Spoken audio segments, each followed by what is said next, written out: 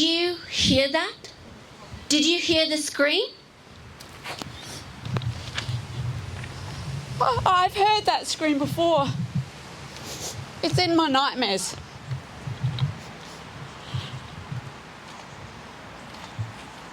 Last time Abhaya spoke to her mother, it was around midnight. They both talked. She assured her mom that she had her dinner. Then she asked her mom to go to bed and sleep. When this heinous crime happened, I'm sure she cried for her mother many, many, many times. I'm a mother too, and we all missed her scream. How could we? And how could we sleep through that night?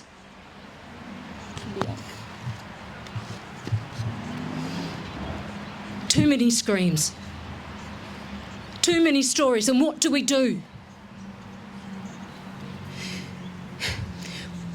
We just sit here, shading our tears in silence. Is this it? Is this all we can do? Do you remember Jasmine? She was buried alive. Do you hear me? Buried alive. Somewhere in the Flinders Ranges.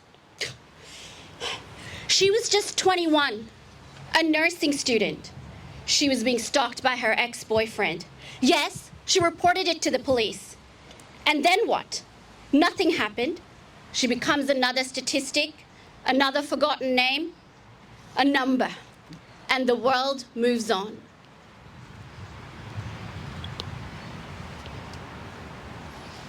That evening, when Jill dressed up for her office party, did she know it would be her last? I bet she didn't. She was just living her life like any of us would. Now when I walk up and down Hope Street in Melbourne, I see people walking past and they're laughing and they're smiling. They don't know what happened. None of them know. Jill's life was stolen. It was brutally cut short. After he raped her, he killed her and he buried her like she was nothing. We grieved and we cried and then she faded away. Like all of the others, just another name, another number. Forgotten.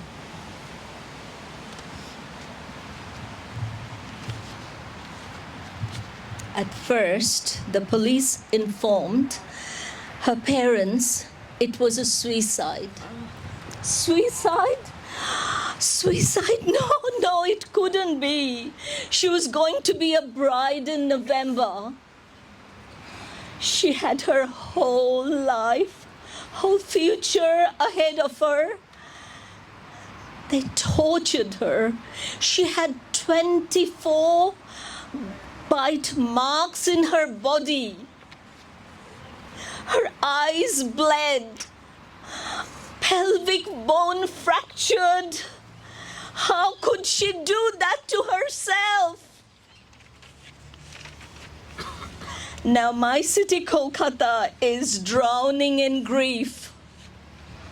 All of us are grieving around the globe.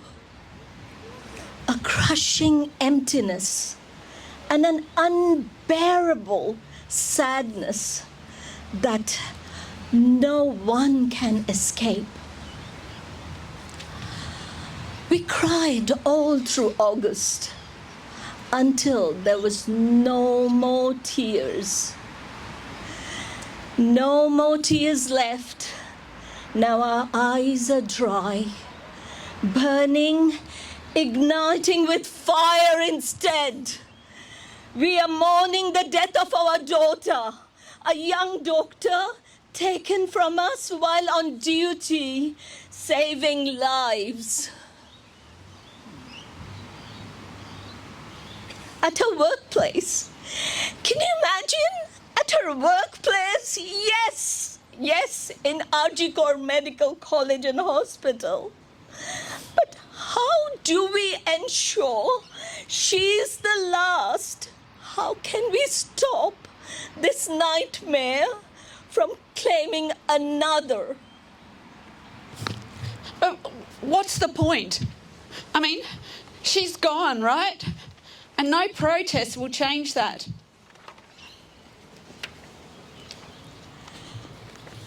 Seeking justice won't bring our daughters back. But if we do nothing, we let the killers win. We let them all win. This is not just for one. This is for every woman who has ever been silenced, for every life cut short. We demand change. Now. Their lives were taken, but their fight lives on. In every step we take, we carry them with us. This is just the beginning. You know, for the first time, it feels like they can't ignore us anymore. I want to believe that. But one protest isn't enough. They will try to sweep this under the rug like all the others. We have to keep fighting and roaring louder than ever. We've planted the seed. Now we need to make sure it grows. Every step we take from here is for her. It is for all of them. Yes. You talk about justice, but where is it? How many days and months do we have to wait? We don't need any more promises, no more words, no more rhetoric. We want justice, accountability, and actions. These things take time.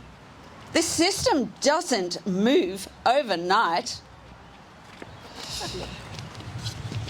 Time? Time is exactly what she didn't have. Time is what every woman who suffers violence is running out of. Yep. You're asking us to be patient while lives are lost. It feels like we're screaming into the void. Do you honestly believe any of this will make a difference? Change doesn't happen overnight. Every voice raised is one more brick in the wall of justice. We may not see it today, but it's coming. Yes. We've already done what they thought we couldn't. This made them listen.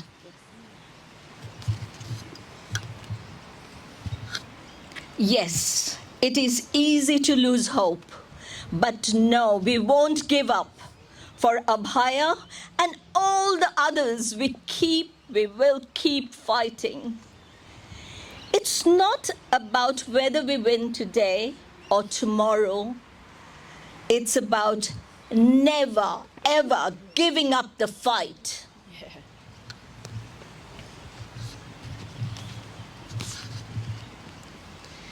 We walk with the weight of their stories on our shoulders. And we will not stop. Not until every girl is safe. Not until every life is honoured. And we're not asking anymore.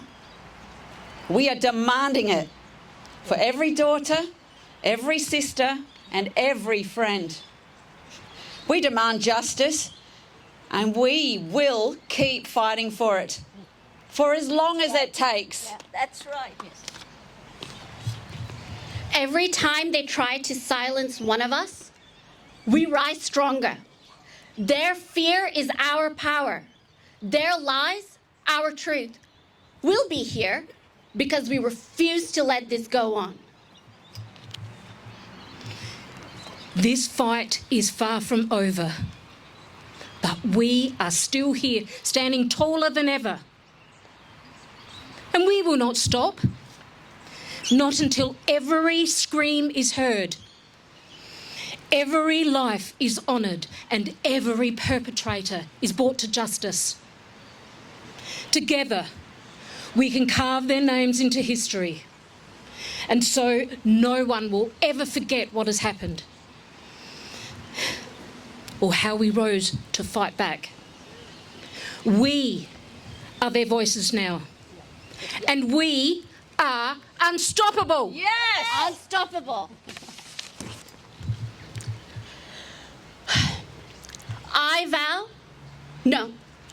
We vow to build a world where no daughter, no granddaughter ever has to live in fear.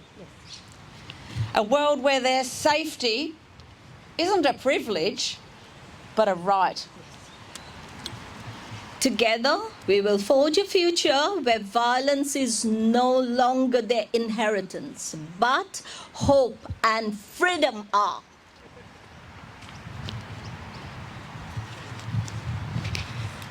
The time is now. Join us in creating a safer world for every generation to come. Stand with us. Let's sing together. For we shall overcome, we shall overcome, we shall overcome someday. Oh, deep in my heart, I know I will believe we shall overcome someday. Yes, we shall overcome someday. For we shall overcome.